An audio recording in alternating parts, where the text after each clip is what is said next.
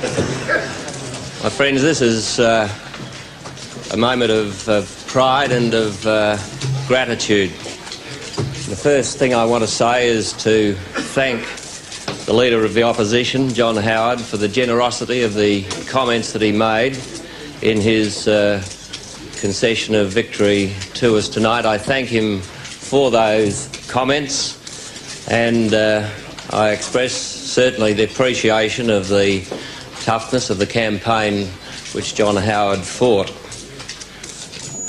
Now for the thanks that I want to express. I want firstly to express my very deep gratitude to my staff. I've said on a number of occasions throughout this campaign, and I repeat it now, that I would believe that no political leader in the history of this country has had the great privilege and support of such a loyal and competent personal staff as I have had, and I thank them all for it. I thank next my ministers.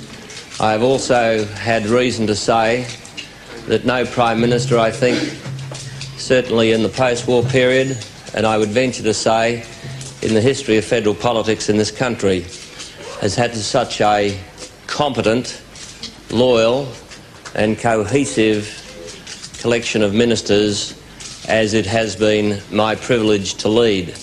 I thank them for their work during the first two governments.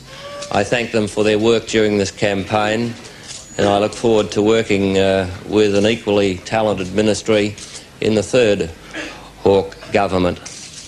Next, I thank my party. The Australian Labor Party has a continuity now of nearly 100 years.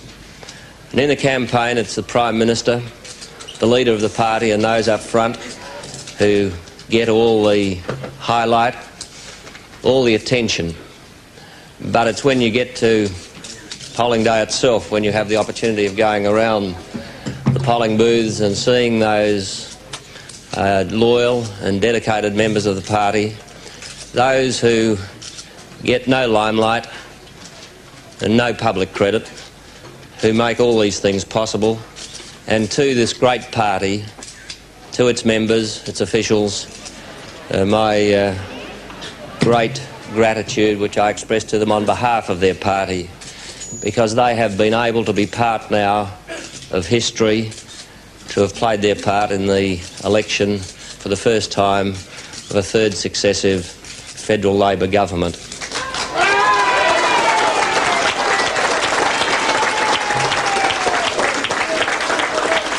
But finally, there is an even more important thank you than any of those that I've already made.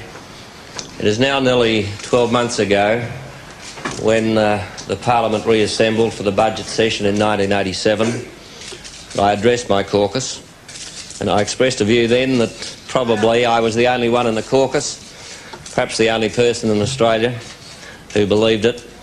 I said that when we next went to the people, that not only would we be returned to office, but I believed that we would be returned with an increased majority. And fundamentally, I expressed that view because of my faith in the Australian people. And I want to thank the Australian people for the justification of the faith that I and my party have had in them. And I give this pledge at the beginning of the third Hawke Labor government that I gave at the beginning of the first Hawke Labor government. And that is that this will be a government for all Australians, not only for those who voted for us, but also for those who did not, because I agree with John Howard, indeed it's been the basis of my philosophy throughout my public life, that those things which unite Australians are more important than those things which divide us. We have been blessed, I think uniquely in this land, with so many natural advantages. It's my responsibility as Prime Minister to try and harness our great resources, our natural resources, but most importantly our human resources, so that we can develop this country and hand on to those who come after us an even stronger, more prosperous and a fairer Australia. That is my pledge. It's the pledge of my party. Again, I thank everyone who have made it possible for me to savour, to enjoy and to take pride in this historic moment.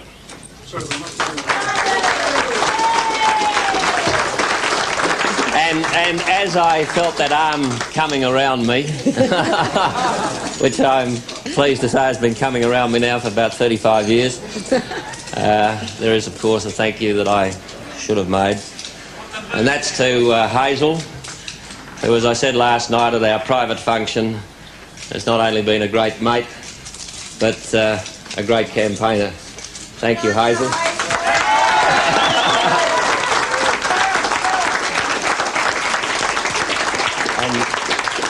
And thank you to my family, my kids, my grandkids, and my father. Hold your arm up.